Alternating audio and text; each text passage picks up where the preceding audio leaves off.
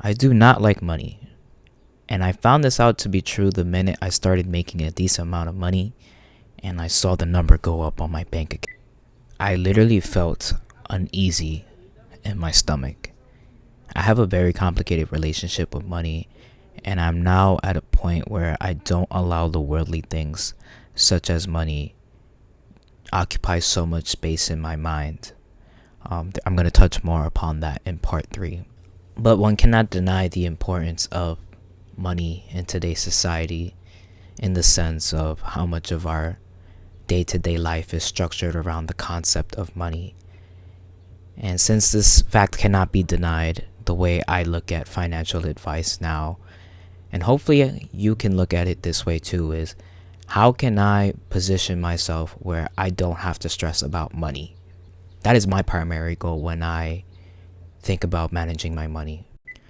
So if you're someone, particularly a younger person between the ages of 18 to 25, and you're looking to have some smart, sound financial advice, I think this video would be good for you.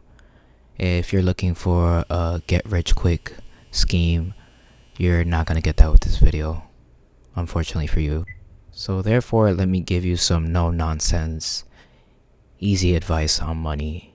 This is part 1 of the 3-part I Hate Money series. Part 1 is going to cover what you should do with your money. As a disclaimer, this is not me giving any financial counsel to anybody. I am simply another idiot screaming into the void. Please do not sue me. Actually, I don't know any of this advice. A guy named Jacob gave it all to me. So if you have any issues or grievances, go sue Jacob, please. Do not borrow money unless you need to. A lot of people that have spending problems tend to use their credit card to fund this behavior. The new thing now is Klarna, and there's other apps like Klarna that allow you to essentially borrow money. And let me put this plainly, no matter how different they try to advertise their services, when you take money from somebody else or an organization and it's not yours, it's essentially a loan. And if you don't pay that loan back, it will cost you in the long run. Depending on the service you use, you might accrue interest, meaning you'll have to pay more when you pay it back, if you ever pay it back, or it will damage your credit score, which is something that I'll get into shortly. But the bottom line is that if it's not yours, you're borrowing it. If you don't pay it back in a timely manner, there's going to be more consequences. The only reasonable reasons that I think you should borrow money, and what I mean by reasonable is that you'll ultimately get something in return, or you're in desperate or dire need of this thing. If you really need some money to meet some sort of need or short-term obligation, and you know someone that you can trust, that would be a good source to borrow some money. Now, this might be a hot take, but student loans, and it's going to be heavily dependent on the field that you want, that you're going to embark in. Student loans might not be a bad option, especially if you're trying to go into the medical field, lawyer, pretty much a guaranteed high-paying job that's going to set you up for life for the long term. If you're borrowing money to buy a property, or for a business loan, or to purchase a car if you need the car to travel, they are technically borrowing, but the more accurate word for this is financing. And again, those things are going to be highly variable, but I would say, depending on your situation, more often than not, borrowing money for these type of things could be something that's... Next up is credit card. To start, what is a credit score? A credit score is a made-up number that is supposed to reflect your individual ability and reliability in borrowing money. If you're responsible with borrowing money, your score is going to reflect that. It does sound really fucked up, because essentially what these banking institutions are doing is putting you through a financial test, and every single month, your bill is just a reflection of you meeting that obligation. Now, I have mixed feelings about this. I want you to be on the winning side of this fucked up scheme. Now, the higher your score is, the easier for you to get access to better credit cards with better benefits. Having a higher credit score will also allow you to get preferential financing loans for cars, properties, and businesses. These things will obviously start to matter more as you continue to age. For all my young people who finally got a part-time job, your first priority is to get a low or 0% APR credit card. If you're an American, the card I used to use, and I can't say it's a recommendation, but you get what I mean. Is the Discover Student Credit Card, or insert big bank institution entry level student cards. These student level cards are gonna essentially allow you to build credit without the heavy punishment of accruing interest. Now, since you're gonna be on training wheels, that doesn't mean you can't crash. So if you don't pay your monthly credit bill, you're essentially starting 5 steps backwards, and we don't want that. That's going to cause more stress. But anyways, since you have a low risk credit card, it's going to allow you to build your credit profile, and as your score increases, you can then potentially obtain better cards. The simple advice you need is, no matter what card you have, you must pay in full. Monthly statements paid in. Think of it like this: first impressions are everything. And when you're starting out to build your credit, that first card you're going to use is going to dictate or help dictate how the rest of your credit journey is going to be. And if you show up to the job interview with ripped pants and a dirty shirt, you won't get the job. So let me not get too off track, but essentially you need to just pay it every month, no matter what credit card you have, no matter where you are in your credit journey. It's literally going to be the easiest and most effective way to maintain and increase your score.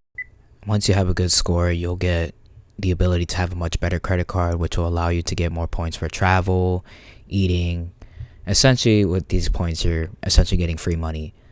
But the main point I want to drive home here with the credit score is that it's an important thing. It's going to largely dictate your ability to make bigger, important financial decisions in your life. And if you want that freedom and flexibility to do that, that damn score is going to have to matter. Next up on the agenda is part-time jobs. Please do not listen to the fucking idiots that say you shouldn't get a 9-to-5 job.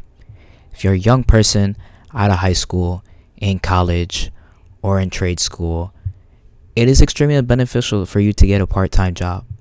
A part-time job is not just a 9-to-5. It's an easy way for you to make money on a flexible schedule while you work on other stuff like your degree, a business, another job, any creative projects. Part-time jobs are meant to be temporal. Temporal in the sense that it is a means to an end. I'm just having this job because I'm working on something that's bigger and better than this. And this is just going to give me that extra cushion or space to allow me to get there. That's all. So I'm definitely not against part-time jobs, and people that are, they're dumb or trying to sell you their online course, and don't listen to those people, please.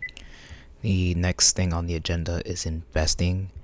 The only valuable advice you should get if you really want to grow your money and not be someone that's constantly stressing or monitoring the market or trying to look for different ways to get better investing is just invest in ETF or index funds.